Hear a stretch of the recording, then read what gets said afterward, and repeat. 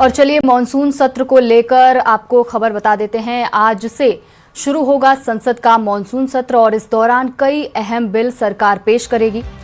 प्रधानमंत्री नरेंद्र मोदी सुबह 10 बजे मीडिया को संबोधित करेंगे। राज्यसभा में आज गृह मंत्री अमित शाह वंदे मातरम बिल पेश करेंगे।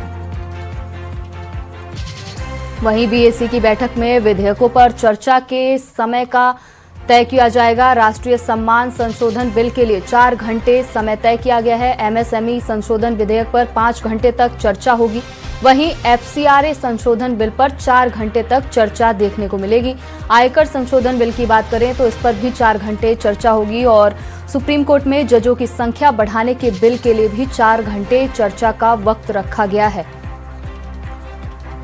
तो आज देखिए मॉनसून सत्र आज से शुरू होगा और सबसे पहले जैसी रही है परंपरा कल्चर रहा है कि 10 बजे मीडिया के सामने प्रधानमंत्री नरेंद्र मोदी आएंगे और सबसे मीडिया को संबोधित करेंगे और संसद का ये जो सत्र है वो काफ़ी ज़्यादा अच्छा चले, क्योंकि सभी जो जनता है वो सब निगाहें टिकी रहती हैं कि उनसे जुड़े हुए मुद्दे सत्र के अंदर उठाए जाएंगे, हंगामे की भेंट ना चले। लेकिन गृह मंत्री अमित शाह आज जो वंदे मातरम बिल पेश करेंगे इसको लेकर विपक्ष भी अपनी तैयारी पूरी कर चुका है। इसके पहले हालांकि सर्वदलीय बैठक बुलाई गई थी और जहां पर यह बात की गई थी कि जो सत्र चले वो हंगामेदार ना रहे, पक्ष और विपक्ष अपने सदन पर अपने अपने जो मुद्दे हैं वो रखें। तो आज जन्म मृत्यु पंजीकरण संशोधन बिल के लिए 4 घंटे चर्चा होगी। उसके पहले गृह मंत्री अमित शाह वंदे मातरम बिल पेश करेंगे।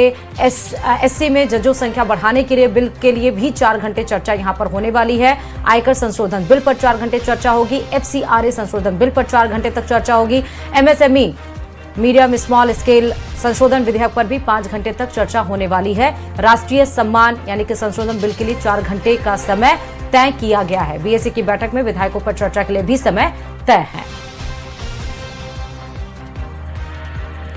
तो बिल्कुल मॉनसून सत्र आज से शुरू हो रहा है और इस दौरान कई अहम बिल सरकार पेश करेगी, जहां प्रधानमंत्री नरेंद्र मोदी सुबह 10 बजे मीडिया को संबोधित करेंगे। इसके साथ ही राज्यसभा में आज गृह मंत्री अमित शाह वंदे मातरम बिल पेश करते नजर आएंगे। बीएसी की बैठक में विधेयकों पर चर्चा के लिए वक्त तय कर दिया गया है। राष्ट्रीय सम्मान संशोधन बिल के लिए 4 घंटे का वक्त रखा गया है। विपक्ष भी अपनी तैयारी पूरी कर चुका है। विपक्ष सरकार को घेरने के लिए नीट जैसे मुद्दे हुए उस पर अपनी पूरी तैयारी कर चुका है। हालांकि वंदे मातरम को लेकर भी ऐतराज जताया गया है, जहां आपने पिछले दिनों देखा कि किस तरह से सरकार को घेरा गया है और विपक्ष के एक मुद्दे हैं, सरकार का अपना एक परसोना है। लेकिन इसके तरफ आप देखिए कि विपक्ष भी अपनी तैयारी पूरी कर चुका है और देखना होगा कि आज ये जो सत्र है जहां पर राज्यसभा और लोकसभा दोनों की एक साथ शुरुआत हो रही है कार्यवाही की, तो क्या ये कार्यवाही हंगामे की भेंट चढ़ती है या फिर नहीं चढ़ती है। तो बिल्कुल जिस तरह से बिल पेश होता है और विपक्ष हंगामा करता है, ये बड़ा मुद्दा रहेगा आज देखने का कि विपक्ष किस तरह से बिलों को लेकर अपनी राय रखता है।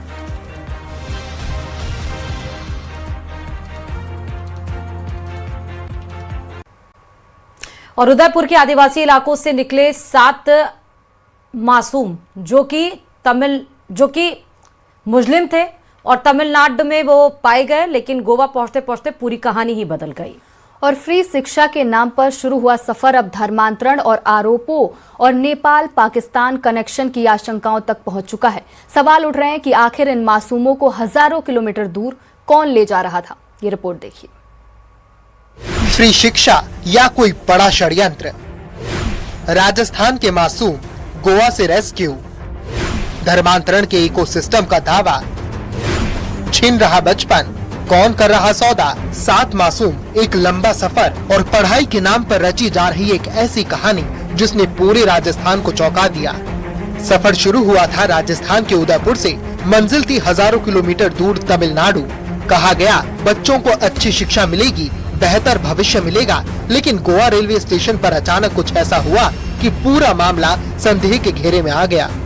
एक साथ 7 मासूम बच्चों को देखकर रेलवे पुलिस को शक हुआ। सूचना बाल कल्याण समिति तक पहुंची और फिर शुरू हुई सवालों की ऐसी कड़ी जिसके जवाब अब तक नहीं मिले हैं। उदयपुर से एक खबर आ रही है जिसके अनुसार उदयपुर क्षेत्र के कुछ जनजाति समाज के बच्चों को गोवा में पुलिस ने रोका है और वे बच्चे अभी राजस्थान पहुंचे।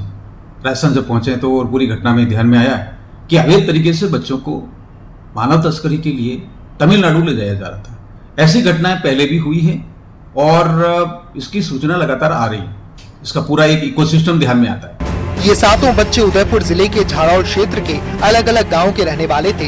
इनमें 2 लड़कियां और 5 लड़के शामिल हैं। सभी की उम्र महज 7 से 12 साल है, लेकिन अब इस मामले ने राजनीतिक और सामाजिक बहस को भी तेज कर दिया है। सांसद डॉक्टर मन्ना लाल रावत ने पूरे प्रकरण में बड़े नेटवर्क के सक्रिय होने की आशंका जताई है। सांसद ने SIT, NIA, CBI और इंटेलिजेंस ब्यूरो से जांच कराने की मांग की है। उदयपुर के झाड़ोल इलाके के 7 बच्चे शिक्षा के लिए तमिलनाडु ले जाए जा रहे थे और ऐसा अंदेशा लगाया जा रहा है कि शिक्षा के नाम पर कथित धर्मांतरण से जुड़ा हुआ ये पूरा मामला हो सकता है। इसी अंदेशे के चलते उदयपुर के सांसद मन्ना लाल रावत ने केंद्रीय गृह मंत्री अमित शाह और राजस्थान के मुख्यमंत्री भजनलाल शर्मा को एक पत्र लिखकर इस पूरे प्रकरण की NIA सहित CBI और दूसरी जो केंद्रीय जांच एजेंसियां है उनसे जांच कराने की मांग की है। इतना ही नहीं, सांसद ने पंजाब, झारखंड, छत्तीसगढ़ और तमिलनाडु के साथ नेपाल और पाकिस्तान से जुड़े लोगों की संलिप्तता की आशंका भी जताई है। हालांकि इन आरोपों की अभी तक किसी एजेंसी ने आधिकारिक पुष्टि नहीं की है और जांच जारी है। ऋषभदेव थाना क्षेत्र में कानूवाड़ा में एक FIR हुई जिसमें 11 लोग अरेस्ट हुए। उसमें से एक व्यक्ति नेपाल का है, एक पंजाब का है और बताते हैं कि नेपाल वाले में कोई पाकिस्तानी भी सम्मिलित था। इसके साथ ही साथ छत्तीसगढ़ से भी 3 लोग थे। ये लोग क्षेत्र में आते हैं, धर्मांतरण की अवैध गतिविधियां करते हैं, छद्म तरीके से रहते हैं और लोगों में अलगाव पैदा करते हैं। अंततोगत्वा ये विकास की जो गतिविधि है, विकास का जो मार्ग प्रशस्त हो रहा है, उस पूरे तंत्र को रोकने का प्रयास करते हैं, लोगों को गरीब रखने का प्रयास करते हैं। सांसद ने आरोप लगाया है कि आदिवासी और गरीब परिवारों को शिक्षा और सहायता का लालच देकर कथित तौर पर धर्मांतरण की गतिविधियां चलाई जा रही हैं। अगर ऐसा है तो सवाल और भी बड़े हो जाते हैं। आखिर इतनी कम उम्र के बच्चों को घर से इतनी दूर क्यों भेजा जा रहा था? क्या परिवारों को पूरी जानकारी थी? सब सामान्य था तो गोवा में पुलिस को संदेह क्यों हुआ? या फिर इसके पीछे छिपी है किसी बड़े नेटवर्क की कहानी? इन सवालों के जवाब जांच के बाद ही सामने आएंगे, लेकिन फिलहाल राजस्थान से गोवा और गोवा से तमिलनाडु तक फैली इस कहानी ने कई अनसुलझे सवाल छोड़ दिए हैं। तो फिलहाल और भी कई मामले सामने आए थे, लेकिन ताजा मामला 7 बच्चों को तमिलनाडु ले जाने का सामने आया और इस मामले के सामने आने के बाद में सांसद मन्ना लाल रावत काफी एग्रेसिव हुए हैं और उन्होंने इस पूरे घटनाक्रम की NIA से जांच कराने की मांग की है। कपिल श्रीमाली, न्यूज़ 18 उदयपुर। और चलिए शुरुआत करेंगे बुलेटिन की बड़ी खबर के साथ। जयपुर से आपको बड़ी खबर देंगे, जहां मुख्यमंत्री भजनलाल का आज प्रस्तावित कार्यक्रम है।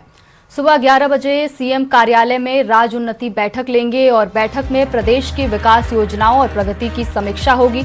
शाम 6 बजे बिरला ऑडिटोरियम पहुंचेंगे CM भजनलाल शर्मा।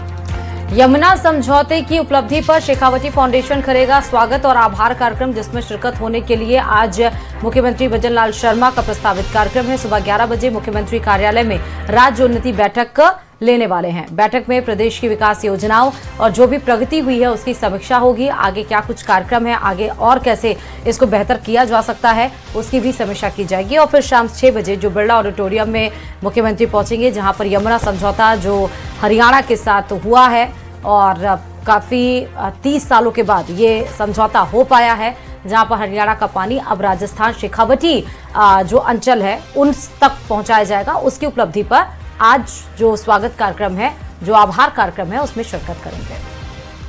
तो देखिए, सुबह 11 बजे CM कार्यालय में राज उन्नति कार्यक्रम को लेकर आयोजन होना है और शाम 6 बजे बिरला ऑडिटोरियम पहुंचेंगे CM।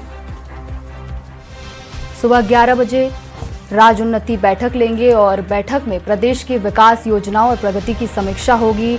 वहीं शाम 6 बजे बिरला ऑडिटोरियम पहुंचकर CM यमुना समझौते की उपलब्धि पर शेखावटी फाउंडेशन का स्वागत के कार्यक्रम में नजर आएंगे।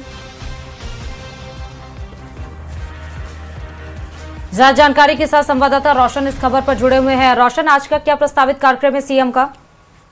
जी बिल्कुल, देखिए, मुख्यमंत्री भजनलाल शर्मा जो है आज सुबह 11 बजे जो है राज उन्नति प्रदेश के जो विभिन्न जो प्रोजेक्ट चल रहे हैं उनकी समीक्षा करेंगे, जिसके अंदर मुख्य सचिव से लेकर जो विभागों के प्रमुख शासन सचिव है और इनसे जुड़े हुए कहा जा सकता है कि जो अधिकारी हैं वो इस बैठक के अंदर मौजूद रहने वाले हैं।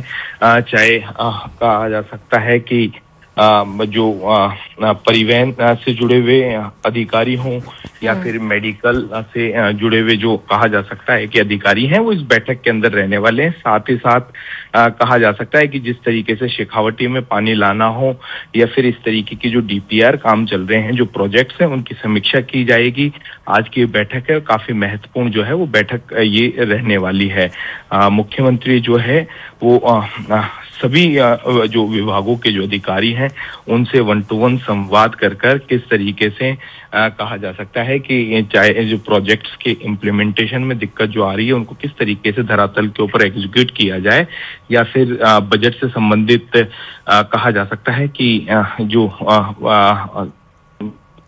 या फिर किस तरीके से एग्जीक्यूट किया जाए, उन सभी विषयों के ऊपर चर्चा होगी। इसके बाद में मुख्यमंत्री भजनलाल शर्मा शाम 6 बजे जो है बिरला ऑडिटोरियम जाएंगे, जहां पर शेखावटी फाउंडेशन द्वारा शेखावटी क्षेत्र के अंदर यमुना का पानी लाए जाने को लेकर हरियाणा और राजस्थान के बीच में समझौता हुआ है। तो ऐसे में एक लंबे समय से मांग थी, तो ऐसे में शेखावटी अंचल के जो लोग हैं वो बड़ी संख्या में आज जयपुर पहुंच रहे हैं। बिरला ऑडिटोरियम में एक भव्य जो है वो कार्यक्रम जो है किया जा रहा है। मुख्यमंत्री भजनलाल शर्मा का जो है यहाँ पर अभिनंदन स्वागत ये यहाँ पर किया जाएगा। ठीक है, बहुत शुक्रिया रोशन तमाम जानकारी देने के लिए।